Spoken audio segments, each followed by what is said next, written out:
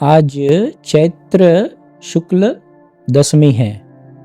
आज के दिन उभया भारती जयंती के रूप में हम मनाते हैं।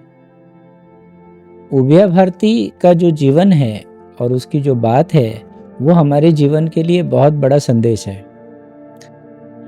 आज के दिन में खासकर हम देखें तो ये बात होती है कि जो स्त्रियां हैं उनकी स्थिति अच्छी नहीं थी, ऐसा लोग कहते हैं, मानते हैं। पर अगर हम उभया भारती को देखें तो इस बात का पुष्टिकरण होता है कि जैसे पुरुष सारे वेदों में पारंगत थे और उनको आर्य कहा जाता था और वो बहुत बुद्धिमान हुआ करते थे, तो उसी तरीके से हम देखेंगे कि जो स्त्रियां हैं और स्त्रियों की जो स्थिति है, उभया भारती को देखकर ऐसा लगता है कि वो भी पढ़े लिखे थे, समझदार थे और हर काम में निपुण थे।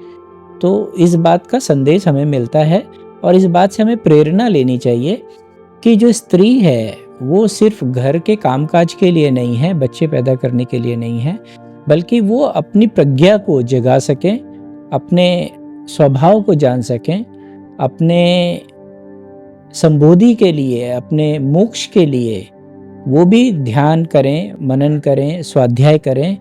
उसके लिए भी स्त्रियां उतनी ही स्वतंत्र थी जितने पुरुष थे।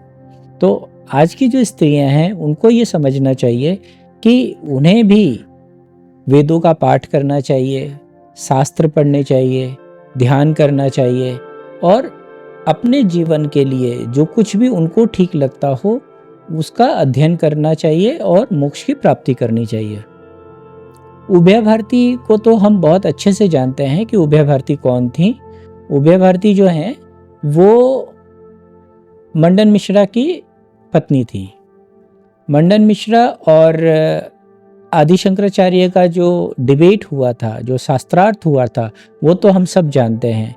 वो शायद ऐसा कहते हैं कि वो इस दुनिया का सबसे बड़ा शास्त्रार्थ था, क्योंकि उसके बाद जो हमारी जो संस्कृति है उसमें काफ़ी बड़ा बदलाव आया। इस शास्त्रार्थ के बाद ही जो वेदांत है वो पूरी ढंग से समाज में स्थापित हुआ था।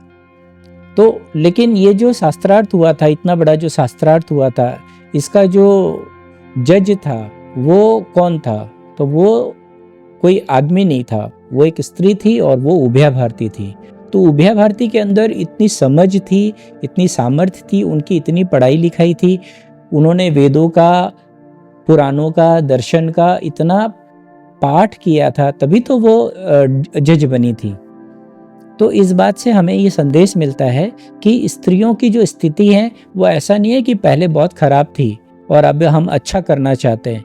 नहीं, बहुत अच्छी थी। अगर बीच में कुछ खराबियां आई हैं तो वो बाहर के लोगों के आक्रमण से आई हैं। जैसे इतने वर्षों तक मुगलों ने राज किया, 500 वर्षों तक, फिर 300 वर्षों तक अंग्रेजों ने राज किया और इस तरीके से और भी पहले बहुत सारे आक्रमण हुए। और इस तरीके से हम देखते हैं कि थोड़ी ये जो भारत भूखंड है, बीच में थोड़ी स्थिति बहुत ख़राब हो गई थी। लेकिन ऐसा नहीं है कि भारत की भूखंड की ये जो स्थिति है वो पहले से ख़राब थी।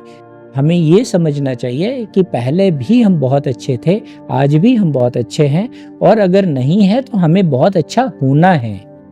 तो उभया भारती से हमें ये प्रेरणा मिलती है कि हमें हर तरीके से सक्षम होना है और वो थी और हमें होना है।